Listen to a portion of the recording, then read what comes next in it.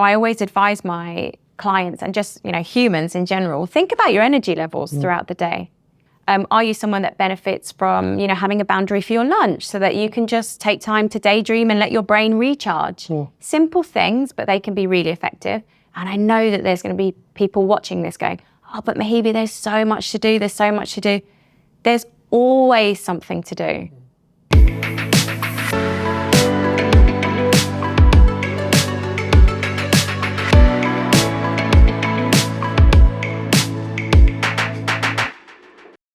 Welcome to this episode of Crowe Corner. Today, we're exploring the theme of taking care of global mobility professionals.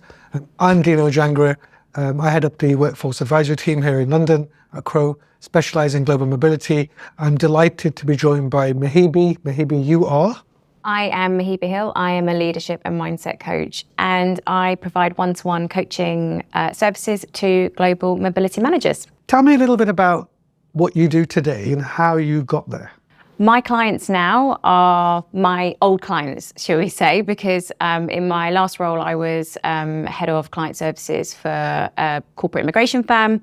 And so I've been on both sides, actually. So global mobility managers were my clients in my previous role, but I've also been internal, leading compliance programs alongside both HR and global mobility. So I've been able to see the challenges internally, as well as supporting global mobility managers from a compliance perspective in immigration, understanding their needs, really tapping into what it is that they need in terms of that support. But now I'm actually focusing on, okay, how can I support the individual to develop their skills, their capabilities, their confidence, their courage to go out and deal with a lot of uncertainty and, from a place of a lot of discomfort, because a lot of the time it's very complicated. There's a lot of stakeholders to manage, and within those environments, there's a lot to deal with. So I'm supporting the person, their mindset, and what's going on in here, really. So it's really focused around that one-to-one coaching to support the person to be a better version of themselves in the workplace, and that supports them, in their personal life as well. What prompted you to make the change from doing the roles of serving these people or doing that job to now helping them to do that? So what changed? What made you do this bit now? Yeah. In a nutshell, 4 years ago, during the COVID pandemic, I went to Barcelona for a few days.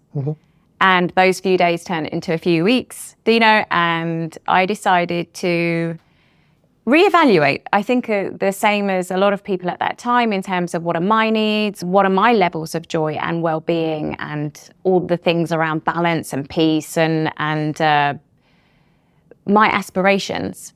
So I decided to stay in Barcelona, and I, left a job and a career path that I was, really excited about, I would say. And I decided to retrain as a professional accredited coach. So I have pivoted essentially back into this amazing world of people who are so passionate about supporting their people in their organizations. And for me, it just made sense because, as I said, these guys have been my clients. I understand their needs. I've got great relationships with humans. And actually, when we're thinking about coaching someone, there is a huge vulnerability to open up and share your fears, what's going on in your mind, how you're feeling, your emotional state. And so for me, it made sense to use all of the background and the experience I have to then support the person. So that was essentially my journey and my pivot back into this world as a coach. Let's pick up on those words, fears and emotions. So we've done some research focusing on the people in the function. 2/3 of those people have said that pressure has either increased or significantly increased in the last 2 years. 2/3. Wow. So do you relate to that? And what do you think's behind it? Great question. I mean, I'd be really interested to understand what's your definition of pressure, because I think we all see it and feel it in different ways. Thinking about the people we work with, I think pressure is a lack of control and a lack of confidence. together. That's what I would say pressure is. What's it mean to you? Yeah, I mean, I completely wholeheartedly align and agree with what you've just shared there. And I think for me, pressure is a feeling that we create. You know, I create pressure myself. It's not that somebody says to me to feel pressure. It is something that is manifested internally, and it is a combination of external factors, internal motivations, and then the situational context. And all of those things combined means that when there are external factors or triggers like workload, deadlines, perhaps conflict or potential disagreement, uncomfortable situations, uncomfortable conversations, hard decisions that need to be made, that's when it triggers the internal feeling. And that in itself is anxiety, stress, worry, however that might manifest for the person. So we all experience pressure in very different ways. However, it is detrimental to the person's mindset. And that for me is where I come in to support someone to understand how to relieve or to dim the external triggers, which then is triggering what's going on in here. So I guess just listening to you, that 2/3 figure doesn't surprise you. Oh gosh, no, it doesn't. It doesn't. What would you say is behind it, or what's driving that pressure based on your conversation? I guess we've got a situation where complexity is increased. So if we looked at the job description of a global mobility manager now versus 10, 20 years ago, it's different. There are additional layers of competencies and skill sets that's required. And what I'm seeing is that because global mobility professionals need to have these additional skills as such, assertive communication, they need to show more confidence, they need to be able to share their opinions and also collaborate and manage stakeholders across the business. They're communicating more upwards. They're required to have that strategic role in that kind of advisory role. What that is doing is actually it's triggering the thing that I referenced earlier around fears. So, global mobility managers have been hired as the expert. And if they don't get a decision right, then that triggers a fear of not being good enough, a fear of getting it wrong, a fear of failure. They are people who care. So global mobility managers are inherently, this is what I see day in, day out, they're people pleasers. They've got to manage so many needs across the business, as well as their own, but their own needs are usually deprioritized. And with that, they have to implement more complexity within the processes that they have. And actually, what I would say is we're moving towards experience-led service provision internally within the business. And when we think about the experience that they're delivering for assignees as well, they've got two different clients essentially there. And it's almost like a fear of being an outsider, a fear of not belonging, because they are the person that is seen as the blocker. Why can't you just do it quickly? Why can't you just do it on time? Why can't you just do it to budget? Why can't you do more and more and more? So, I truly believe that we've got to do something to support and care, really show that we care and recognize and acknowledge global mobility professionals, because they're doing one hell of a job. I refer to them as our octopus heroes, tentacles managing juggling lots of different... At the same time. Yeah, absolutely. Yeah, juggling octopuses, They've got so many things that they have to consider. And actually, if they don't get it right, then they're the ones that are essentially blamed, because unfortunately, we do have a bit of a shaming culture. And instead of, sidelining and blaming, actually what we need to do is, like you say, collaborate and ask, what's happening for you? And so the question of how are you is both ways. Global mobility managers need to do that internally with their stakeholders, and that needs to be reciprocated. Yeah. You mentioned complexity. The survey we did tells us 80% of respondents are saying complexity's increased or significantly increased. You also touched on deprioritization of self it's all about the transaction. Where's this? Where's that? It's urgent, it's urgent, it's urgent. And I think there's lots of missed opportunities. How do we change this cycle that some people are in? I think it's quite helpful for us to just define well-being, because that can mean so many things to different people.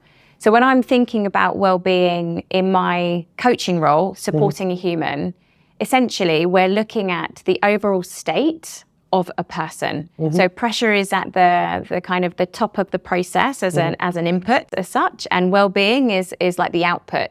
So there are different elements of well-being, but when I think about the overall state of a human, essentially we're looking at their overall happiness or joyful levels, their satisfaction levels at work, at home, and a combination of mental and physical health. And for me, it is the ability or the opportunity to have choice around those three parts there. Where somebody feels that they are unable to make space, to prioritize themselves and balance what I would refer to as their energy, because what we're talking about here is a balance of energy that's both at the personal and the work level. If a person is sacrificing their energy solely for work, that's when we see a detriment in their overall well-being, their state, their physical and mental health. And actually there we're seeing a path to burnout.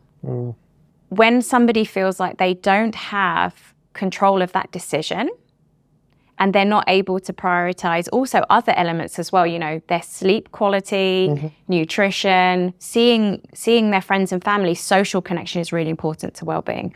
All of these things contribute to that person's overall well-being. So I'm just thinking, like, if we connect that into your question, what do we do to change?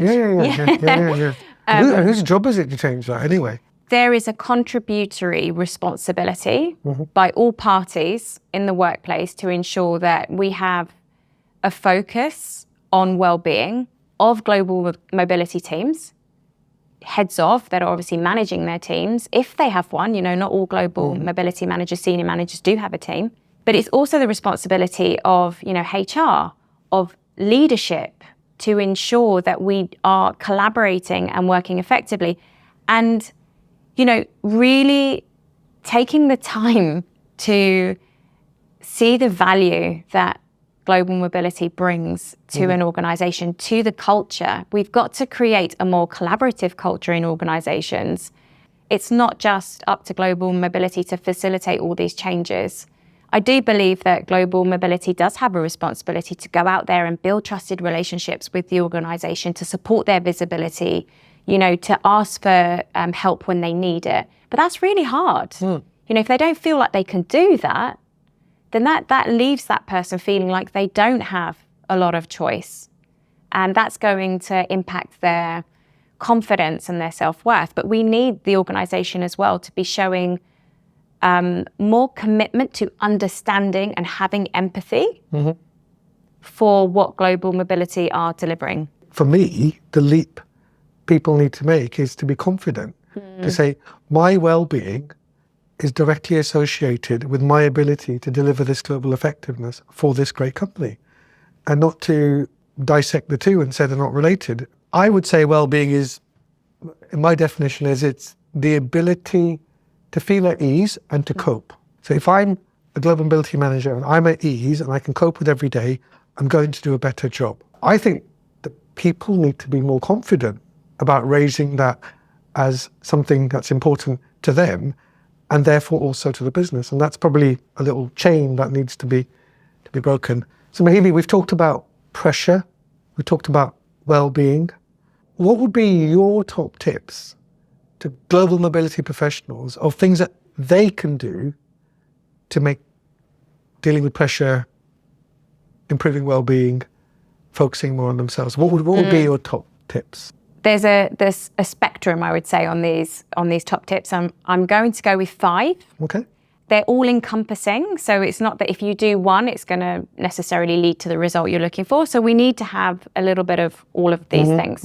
So my first top tip for global mobility managers is to have what I would refer to as empowerment anchors. So an empowerment anchor is a group or a network of people that you can get support from, that you can gain perspective from, that can support you to potentially work through a problem, to go out and maybe get some advice or some guidance. So for me, they range in different levels. So one would be having a mentor, having what I would call buddies. So, actually having other global mobility managers who are buddies that you can go and share your problems with. And then actually we've got trusted people, relationships within your organization. Who can you turn to? So thinking about your relationships inside an organization. And then the fourth empowerment anchor would be someone like myself, a coach, somebody who's going to support you to develop your skills, but also your confidence, and can really help you to see your abilities as well. So that's my first. The first one is the empowerment anchors. The second one is challenging your narrative. So what I mean by that is the biggest challenge I see in global mobility professionals is what we refer to as the imposter, what we refer to as the inner critic, what we refer to as negative self-talk. So actually my second top tip is to challenge the narrative that you have by asking a simple question when you've got a thought that pops up that I'm not good enough, I'm not doing, my role properly, I'm not the expert. Ask one simple question, is it true? So that's something very simple which can support us, and find evidence. Go out there. If you think that you're doing a terrible job, go and find evidence that you're doing a terrible job, because I guarantee that you're doing a great job. And that is a manifestation of all the pressure that we've been talking about. The third piece for me is about going for it. So going out there one step at a time to do something with the power of courage, to be vulnerable, not knowing what the outcome's going to be. Look at this one and go, okay, I need to go out and have an uncomfortable conversation with someone, and just having the courage to do it.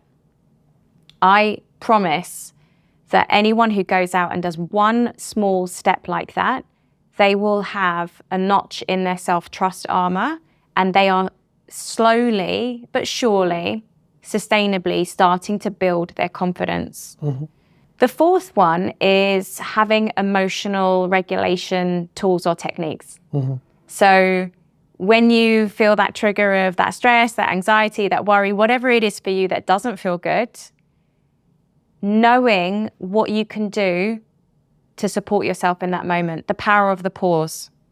Take a deep breath, count to 5 or count to 10, take yourself out of your environment. Go for a walk for 5 minutes, go and get some fresh air, go and make yourself a coffee.